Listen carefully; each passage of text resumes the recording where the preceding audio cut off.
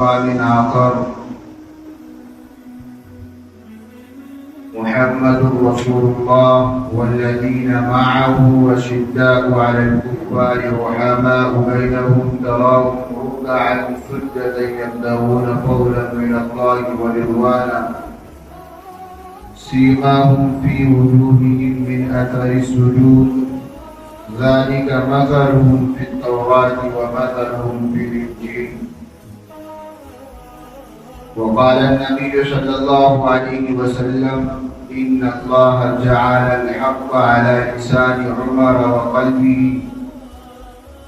وقال النبي صلى الله عليه وسلم لو كان بعدي نبي لكان عمر. صدق الله مولانا العلي العظيم وصدق رسوله النبي الكريم ونحن على ذلك لمن الشاهدين والشاكرين والحمد لله رب العالمين.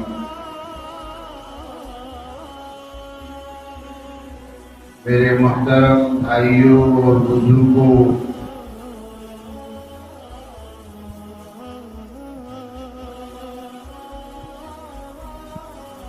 محرم الحرام کا مہینہ چل رہا ہے۔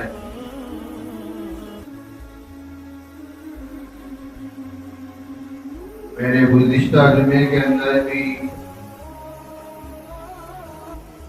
محرم الحرام کے متعلق محرم الحرام میں رونما ہونے والے واقعات کے متعلق بیان کیا تھا۔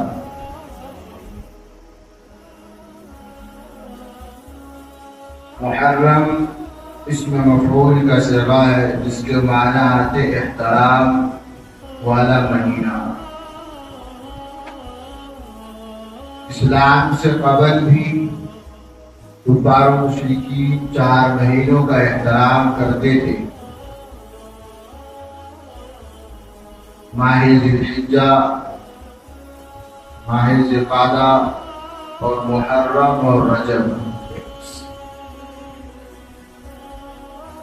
محرم الحرام کی 10ویں تاریخ میں سیدنا حضرت امام حسین رضی اللہ تعالی عنہ کو شہادت ہوئی ہے، اور محرم الحرام کی پہلی تاریخ جس سے اسلامی تاریخ کا سال کا آغاز ہوتا ہے، خلیفہ دو امیر المؤمنین حضرت عمر بن خطاب رضی اللہ تعالی عنہ کی شہادت ہے۔ تو میں حضرت عمر بن خطاب رضی اللہ تعالی عنہ کی فضائل کو بیان کرنے کی کوشش کروں گا، آپ حضرات اس کو بغور سماعت فرمائیں اور جو بات کہی جائے اس پر عمل کرنے کی ہم سب کو اللہ رب العزت والجلال توفیق عطا فرمائے۔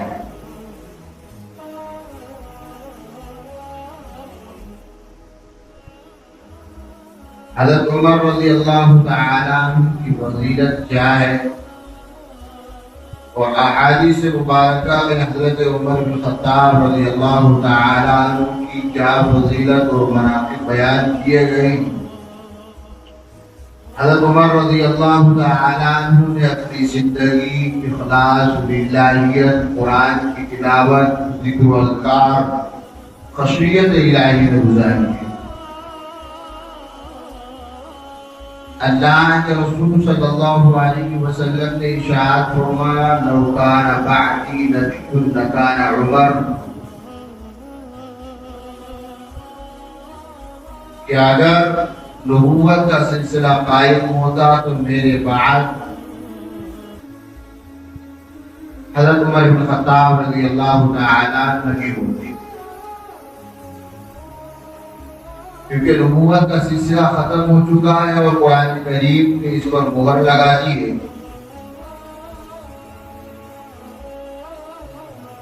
ما كان محمد أبا أحد من رجالكم ولكن رسول الله وخاتم النبيين، کہ آخری پیغمبر اللہ کے رسول صلی اللہ علیہ وسلم ہیں۔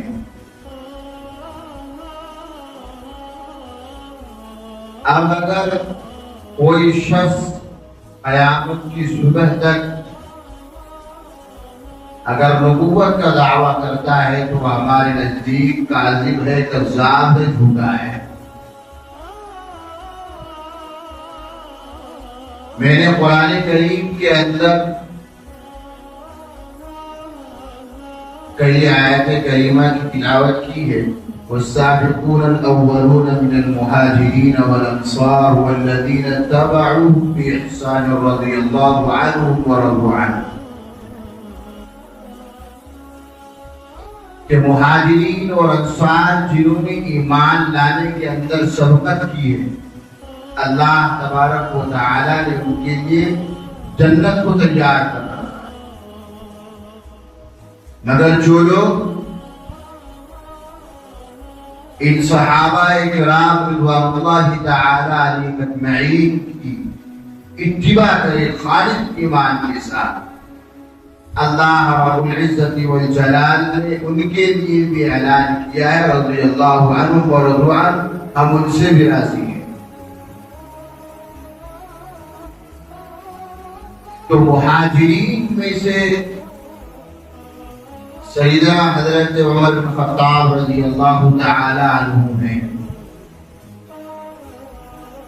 اور میں نے قرآن کریم کی دوسری جگہ تلاوت کی تھی، محمد رسول اللہ والذین معه اشداء على الكفار رحماء بینهم تراهم رکعا سجدا یبتغون فضلا من اللہ ورضوانا،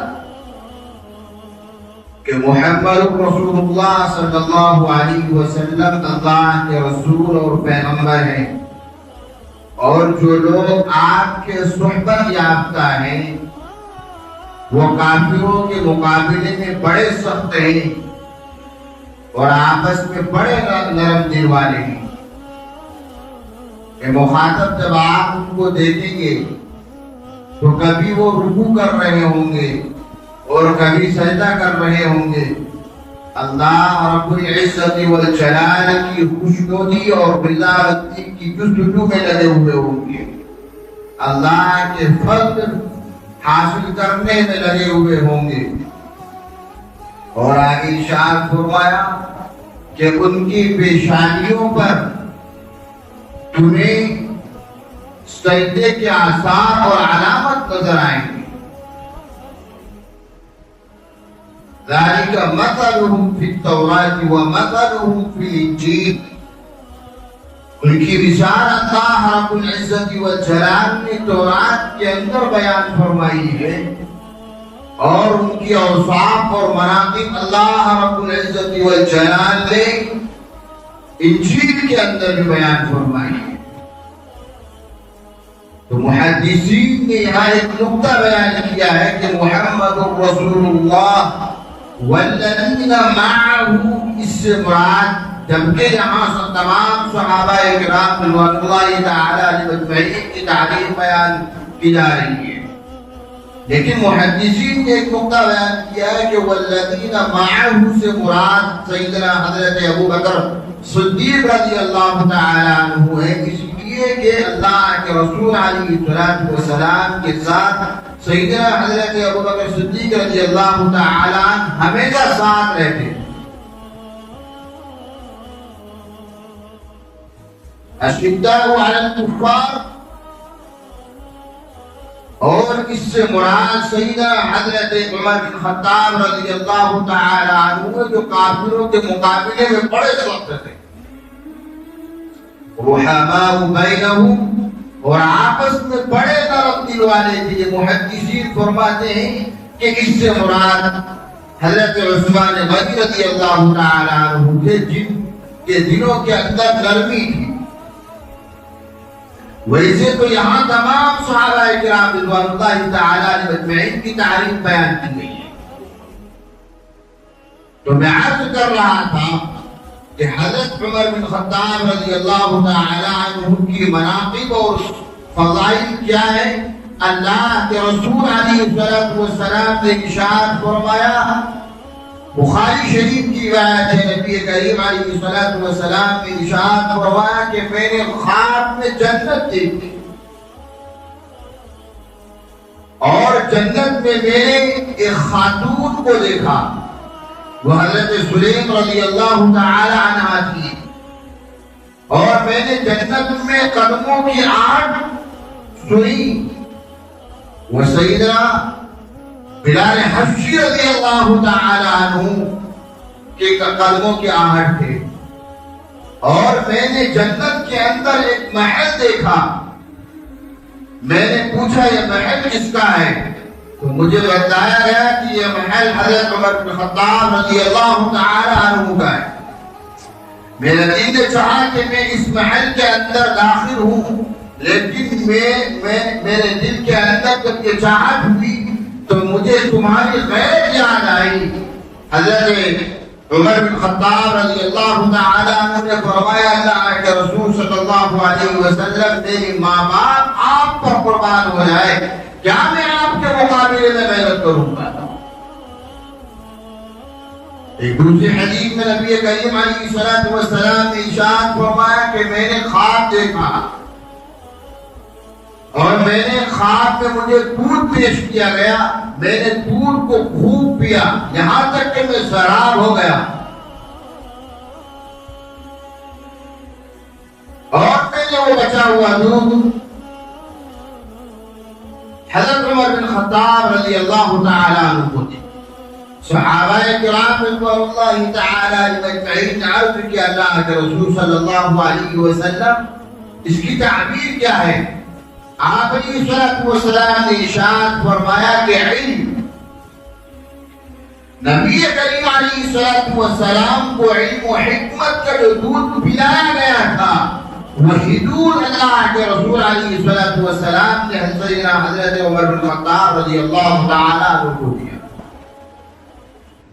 ایک اور روایت میں نبی کریم علیہ الصلوۃ والسلام ارشاد فرماتے، بخاری کی روایت ہے، اللہ کے رسول علیہ الصلوۃ والسلام نے ارشاد فرمایا کہ میں نے خواب دیکھا، اور خواب میں چند لوگ میرے پاس آئے، بعض لوگوں نے قمیص پہن رکھا تھا، کچھ کے قمیص تو سینے تک تھے اور کچھ کے قمیص اس سے سینے سے تھوڑے نیچے، لیکن ان لوگوں میں سے میں نے ایک قمیص کو دیکھا، ایک قمیص والے کو کہ جس سے قمیص لٹک رہی تھی اور وہ زمین میں کھسک کر چل رہا تھا، تو میں نے دیکھا کہ وہ سیدنا حضرت عمر بن خطاب رضی اللہ تعالی عنہ۔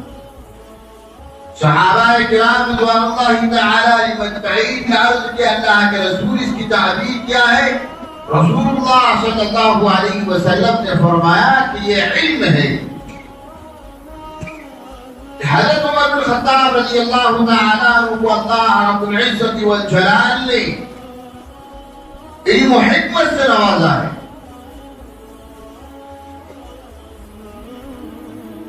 اور ایک روایت میں نبی کریم علیہ الصلوۃ والسلام ارشاد فرماتے کہ میں نے خواب دیکھا، اور خواب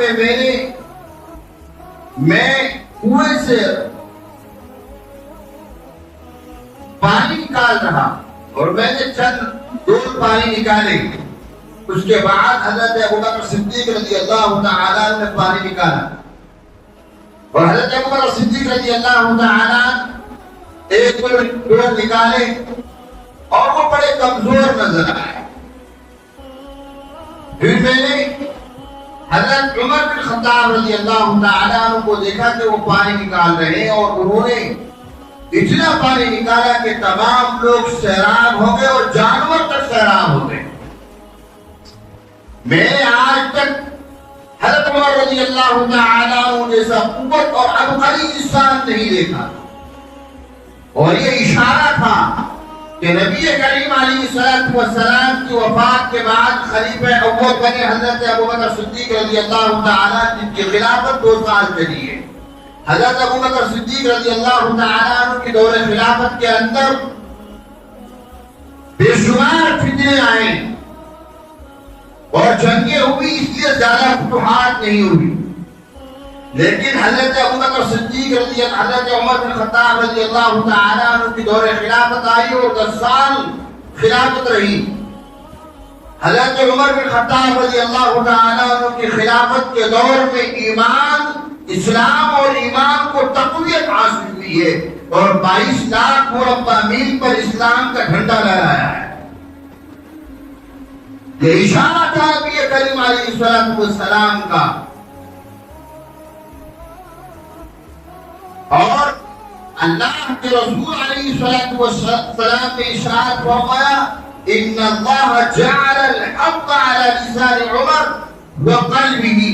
اللہ رب العزت والجلال نے حضرت عمر بن خطاب رضی اللہ تعالی عنہ کی زبان پر اور دل پر حق کو جاری کر لیا ہے۔ اس لیے کافروں کے مقابلے میں حضرت عمر بن خطاب رضی اللہ تعالی عنہ بڑے سخت تھے، اسلام کے قانون کے مقابلے میں بڑے سخت تھے۔ حضرت عمر بن خطاب رضی اللہ تعالی عنہ کے دور خلافت کے اندر قحط ساری آ گئی۔ حضرت عمر بن خطاب رضی اللہ تعالی عنہ روزانہ 20 اونٹ کو ذبح کرتے اور جو لوگ قحط ساری کے اندر مبتلا تھے ان تمام کو مفت اور فری کھلاتے اور خود تیار کرتے تھے، اور جب تک وہ لوگ تناول نہیں فرما لیتے، کھانا کھا نہیں لیتے، حضرت عمر بن خطاب رضی اللہ تعالیٰ کھانا تناول نہیں فرماتے تھے۔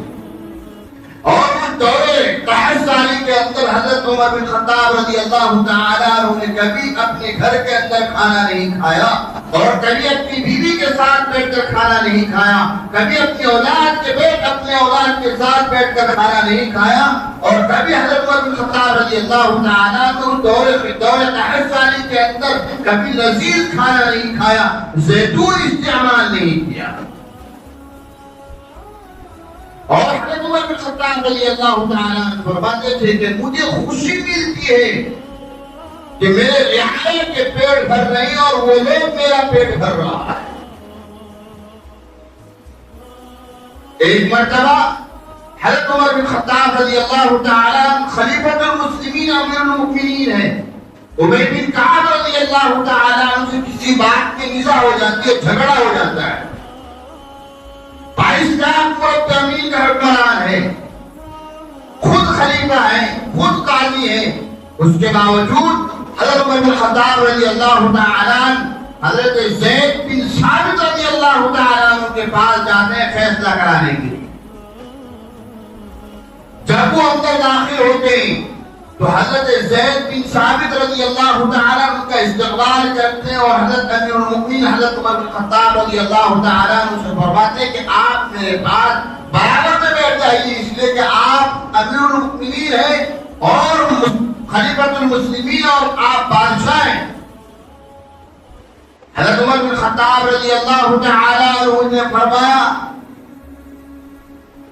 کہ میں مدعی کے ساتھ بیٹھوں گا۔ حضرت ابی بن کعب رضی اللہ تعالیٰ نے دعویٰ کیا یہ مدعی ہے اور مدعی اس کے ساتھ بیٹھتا ہے، اسلام کا یہ قانون ہے۔ حضرت زید بن ثابت رضی اللہ تعالیٰ عنہ حضرت ابی بن کعب رضی اللہ تعالیٰ عنہ سے فرمایا کہ آپ نے دعویٰ کیا ہے، آپ کے پاس کیا 2 گواہ ہیں؟ فرمایا کہ میرے پاس کوئی گواہ نہیں ہے۔ اب تک مدعی کے پاس گواہ نہ ہو تو مدعا علیہ پر قسم لازم ہو جاتی ہے۔ حضرت زید بن ثابت رضی اللہ تعالیٰ گورنر ہیں، حضرت ابی بن کعب رضی اللہ تعالیٰ سے فرماتے ہیں کہ آپ امیر المؤمنین حضرت سیدنا حضرت عمر بن خطاب رضی اللہ تعالیٰ سے قسم نہ دلوائیں۔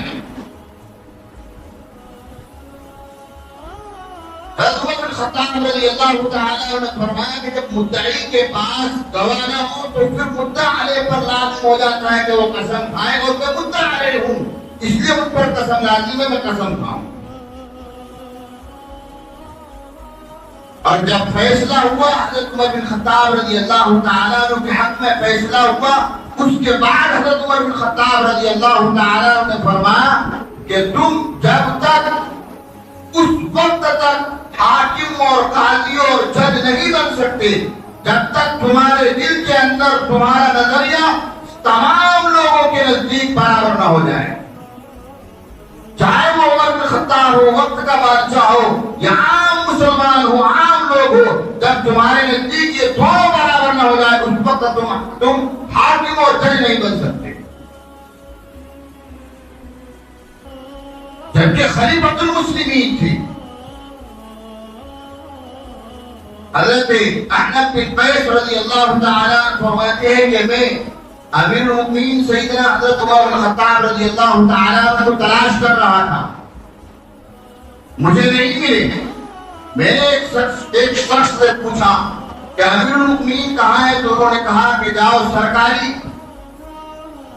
جو جہاں چراگاہ ہے، سرکاری چراگاہ کے اندر چلے جاؤ، شاید وہاں آپ کو مل جائے۔ میں سرکاری چراگاہ کے اندر آیا تو میں نے دیکھا کہ حضرت عمر بن خطاب رضی اللہ تعالیٰ عنہ نے اپنا اصلی لباس تبدیل کر رکھا ہے، دوسرا لباس چڑھا رکھا ہے، اور وہاں اونٹ اور گھوڑے چڑھ رہے ہیں،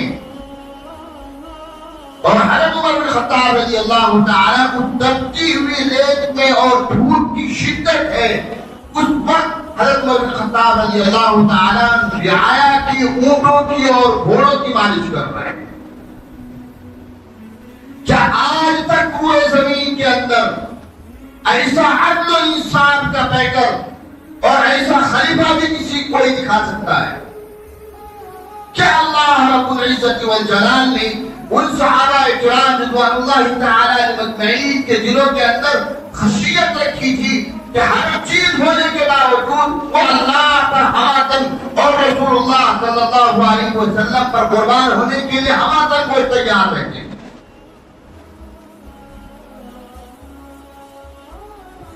حضرت احمد بن قیس رضی اللہ تعالیٰ نے فرمایا امیر المؤمنین آپ کسی خادم سے کہہ دیجیے وہ یہ کام کر لے گا۔ فرمایا کہ میں بھی تو اپنے قوم کا خادم ہوں اور یہ میرا ذمہ بنتا ہے۔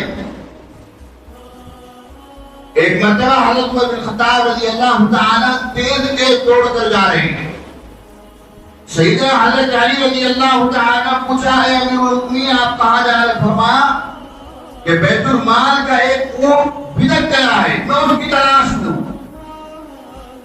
حضرت علی رضی اللہ تعالیٰ نے فرمایا امیر المؤمنین آپ کسی خادم سے کہہ دیتے وہ تلاش کر لیتا۔ فرمایا کہ فرات کے کنارے میں اگر کوئی کتا بھوکا یا پیاسا مر جائے تو کل قیامت کے اندر اس کے متعلق بھی میرے سے پوچھ ہوگی، اور جب بیت المال کا اور رعایا کا ایک اونٹ گم ہو گیا ہے تو اس کے متعلق مجھ سے ہی پوچھ ہوگی، اور یہ میرے اوپر لازم ہے کہ میں اس کو تلاش کروں۔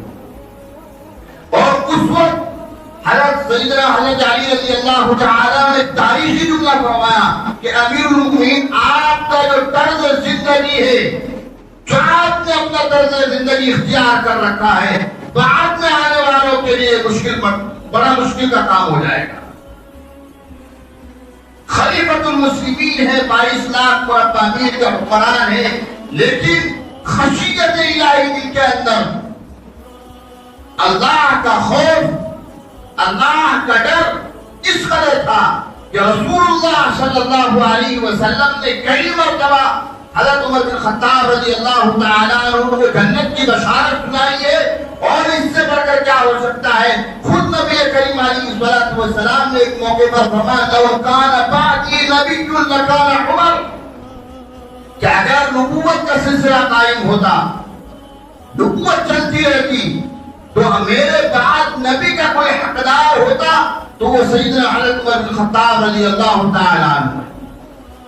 لیکن اس کے باوجود اللہ کے رسول علیہ السلام نے ایک موقع پر عشر مبشرہ جن صحابہ کرام رضوان اللہ تعالیٰ اجمعین کو کہا جاتا ہے، سب سے پہلے عشر مبشرہ کے اندر سیدنا حضرت ابوبکر صدیق رضی اللہ تعالیٰ عنہ ہے، اور دوسرے نمبر پر سیدنا حضرت عمر بن خطاب رضی اللہ تعالیٰ عنہ ہے، اور عشر مبشرہ ان کو کہا جاتا ہے جن کو ایک بار کی 10 حضرات کو رسول اللہ صلی اللہ علیہ وسلم نے جنت کی بشارت سنائی۔ ایک موقع پر رسول اللہ صلی اللہ علیہ وسلم ایک باغ کے اندر موجود تھے، پہرے دار سے اجازت طلب کی، رسول اللہ صلی اللہ علیہ وسلم نے اجازت دی جب داخل ہوئے تو سیدنا حضرت ابوبکر صدیق رضی اللہ تعالیٰ عنہ اور اللہ کے رسول علیہ السلام نے ارشاد فرمایا کہ ان کو جنت کی خوشخبری سنا دو. پہلے دار سے دوبارہ اجازت طلب کی. جب داخل ہوئے سیدنا حضرت عمر بن خطاب رضی اللہ تعالیٰ عنہ تھے. اللہ کے رسول علیہ السلام نے پہلے دار سے فرمایا کہ ان کو بھی جنت کی خوشخبری سنا دو. اور اس سے بڑھ کر کیا ہو سکتا ہے؟ قرآن کریم تعریف میں کہہ رہا ہے رضی اللہ عنہم ورضوا عنہ. یہی وہ صحابہ کرام رضوان اللہ تعالی علیہم اجمعین ہے جو اللہ سے ڈر کر زندگی گزارتے ہیں. صحابہ کرام سے اللہ راضی ہے اور صحابہ کی پوری پاکیزہ مقدس جماعت اللہ سے راضی ہے. پھر اس کے باوجود ان صحابہ کرام رضوان اللہ تعالی علیہم اجمعین کی شان میں تبرہ بازی کرنا، ان کی شان میں گستاخیاں کرنا دراصل اپنی ایمان کی ہلاکت کا سبب بن سکتا ہے.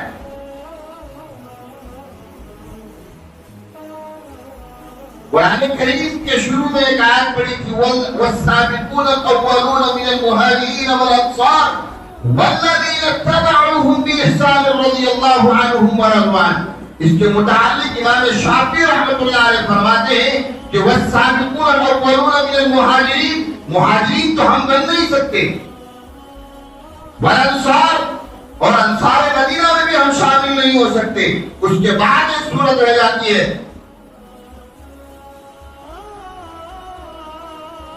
والسابقون الاولون من المهاجرين والانصار والذين اتبعوهم باحسان رضي الله عنهم ورضوا عنه.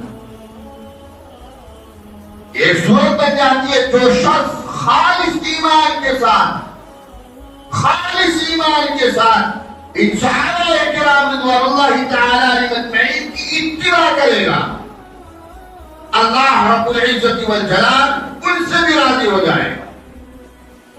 اور آگے امام شافعی رحمۃ اللہ علیہ فرماتے ہیں کہ اگر یہ صورت بھی اگر ہمارے دلوں کے اندر نہ آئی یا پیدا نہیں ہوا تو پھر اس کا ٹھکانا جہنم ہے. آج سے 1400 سال پہلے قرآن کریم جیسا پاکیزہ اور مقدس کتاب اتر رہا ہے، اس میں اللہ رب العزت والجلال نے جگہ جگہ میں ان صحابہ کرام رضوان اللہ تعالی علیہم اجمعین کی تعریف بیان کی ہے. اور آج 1400 سال کے بعد آپ کی شان میں ان صحابہ کرام رضوان اللہ تعالی علیہم اجمعین نے کیا کر دیا بھائی کہ آپ صحابہ روزانہ اٹھتے ہیں سوشل میڈیا پر صحابہ کرام رضوان اللہ تعالی علیہم اجمعین کی شان میں تبرہ بازی کرتے ہیں. اور خصوصاً جو اشارہ بنایا جاتا ہے سیدنا حضرت امیر معاویہ رضی اللہ تعالی عنہ کاتب وحی ہے. سیدنا حضرت امیر معاویہ رضی اللہ تعالی عنہ وحی کہتے ہیں جو نبی کریم علیہ الصلوۃ والسلام پر حضرت جبرائیل وحی لے کر آتے تھے وہ لکھتے تھے سیدنا حضرت امیر معاویہ رضی اللہ تعالی عنہ. صرف یزید کو خلافت مل گئی اس کی بنا پر اتنے بڑے صحابہ کرام رضوان اللہ تعالی علیہم اجمعین کی شان میں گستاخی کرنا کہ حضرت امیر معاویہ رضی اللہ تعالی عنہ کے روزمرہ ان کی شان میں گستاخی کی جاتی ہے. کہتا ہے قرآن کریم میں کہ مہاجرین تو ہم بن نہیں سکتے اور انصار مدینہ بھی ہم بن نہیں سکتے. ایک ہی صورت ہے اگر خالص ایمان کے ساتھ ان صحابہ کرام رضوان اللہ تعالی علیہم اجمعین کی اگر اتباع کر لو گے تو اللہ تبارک و تعالی تم سے اس حالت میں راضی ہو جائے. لیکن اگر ان صحابہ کرام رضوان اللہ تعالی علیہم اجمعین کی شان میں گستاخیاں کی تو پھر اپنی ایمان کا جائزہ لیں. تو میں عرض کر رہا تھا کہ حضرت امیر المؤمنین حضرت عمر بن خطاب رضی اللہ تعالی عنہ اتنے بڑے خلیفہ ہونے کے باوجود 22 لاکھ مربع میل پر اسلام کا جھنڈا لہرا رہا ہے اور اخیر میں تمنا کر رہے ہیں اور قرآن کریم بیان کر رہا ہے ان اکرمکم عند اللہ اتقاکم. جب حضرت عبیدہ بن جراح رضی اللہ تعالی عنہ نے آپ کی طرف خط بھیجا اے امیر المؤمنین یہاں کے لوگ آپ سے ملاقات کرنا چاہتے ہیں، وہ دیکھنا چاہتے ہیں کہ آپ کے خلیفہ کی شان کیا ہے، ہم اس کے لباس اور اس کے طرز عمل کو دیکھ کر ہم تمہارے ہاتھ میں بغیر لڑائی کے چابی دے دیں گے بیت المقدس کی. آپ تشریف لے آئیں. امیر المؤمنین نے سفر شروع کیے. حضرت عبیدہ بن جراح رضی اللہ تعالیٰ فرماتے ہیں کہ جب آپ بیت المقدس کے قریب پہنچے تو آپ کے جسم پر جو لباس تھا اس پر 17 پیوند لگے ہوئے تھے اور ایک شانے سے لے کر دوسرا شانہ جو ہے ایک انداز اس کے درمیان 3 پیوند لگے ہوئے تھے. حضرت عبیدہ بن جراح رضی اللہ تعالیٰ نے فرمایا اے امیر المؤمنین آپ اپنا لباس تبدیل کر دیں تاکہ لوگ دیکھیں گے تو پتہ چلے گا کہ امیر المؤمنین آئے ہیں خلیفۃ المسلمین ہیں.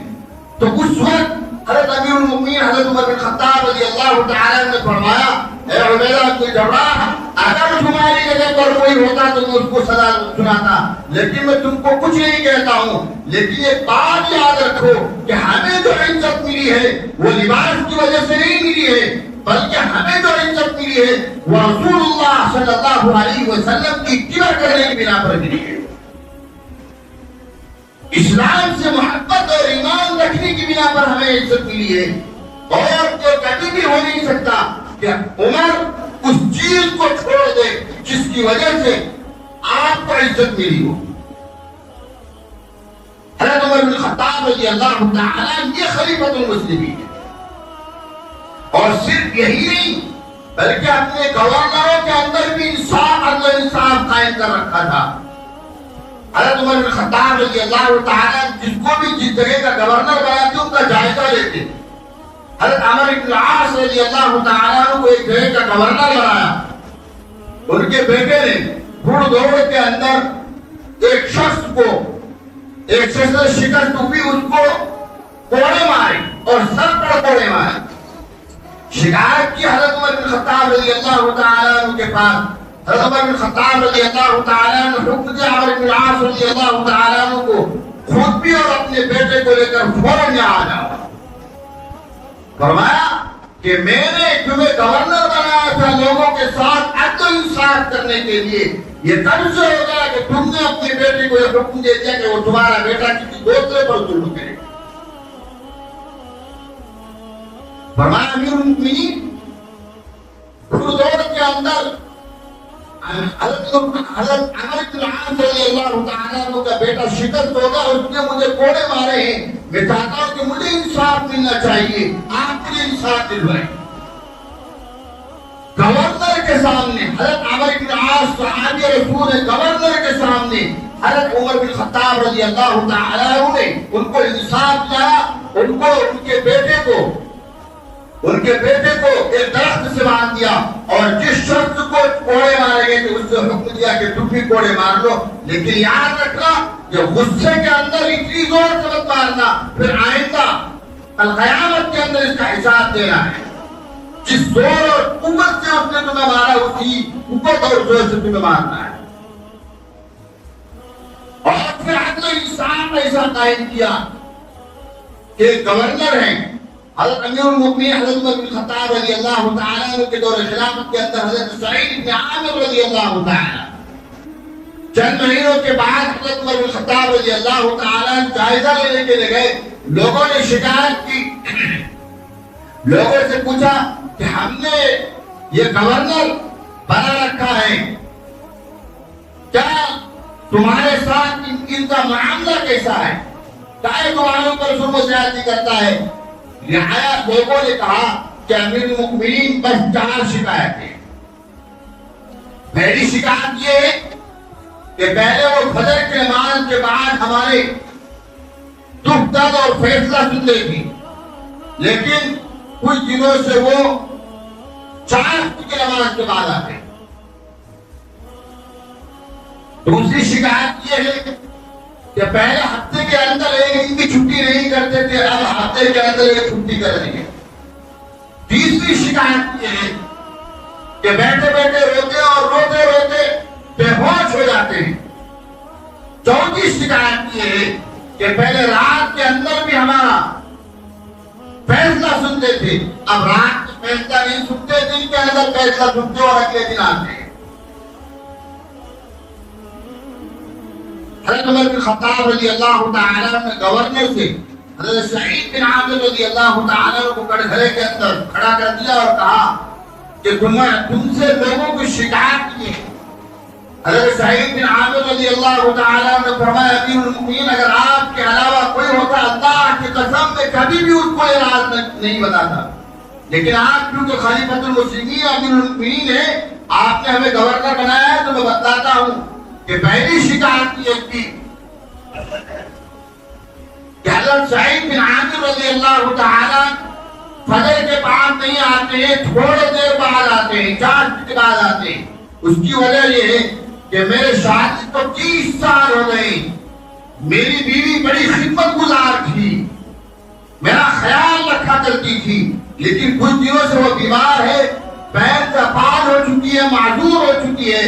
میں روزانہ نماز کے بعد فجر کے بعد جاتا ہوں اور ان کے لیے ناشتہ تیار کرتا ہوں اور تمام چیز اس کے لیے اسباب مہیا کر دیتا ہوں، اس کے تمام ضروریات کو پوری کرتا ہوں، اس لیے دیر ہو جائے۔ دوسری شکایت کہ آپ ہفتے میں 1 دن چھٹی کرتے ہیں۔ فرمایا امیر المؤمنین میں گورنر ہوں، لیکن خدا کی قسم میرے اس لباس جو میرے جسم کے اندر جو لباس ہے، اس لباس کے علاوہ میرے پاس دوسرا لباس نہیں ہے،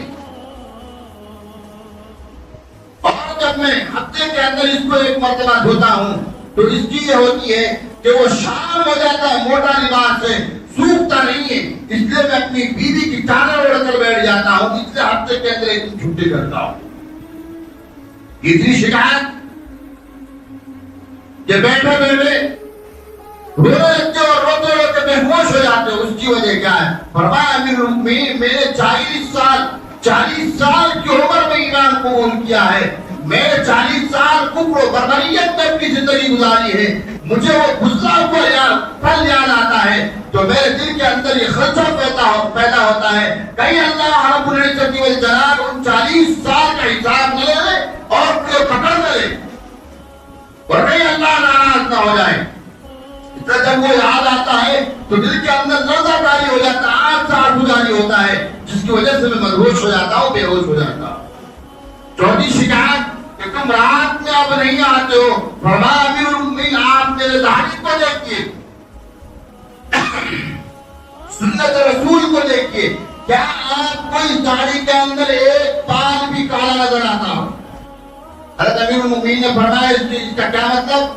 فرمایا کہ امیر المؤمنین جب چہرے کے داڑھی کے اندر سارے بال سفید ہو جائیں پھر یہ سمجھ لینا چاہیے کہ موت قریب ہے، موت آنے والا ہے۔ تو میں دن میں لوگوں کی خدمت کرتا ہوں، رعایت کی خدمت کرتا ہوں، اور رات میں ساری رات سوتا نہیں امیر المؤمنین، میں ساری رات اللہ کی عبادت کرتا ہوں اور سجدے میں رو کر اللہ کو مناتا ہوں۔ فرمایا امیر المؤمنین میں نے 4 شکایت بیان کر دی، آپ میرے متعلق کوئی سزا سنائیے۔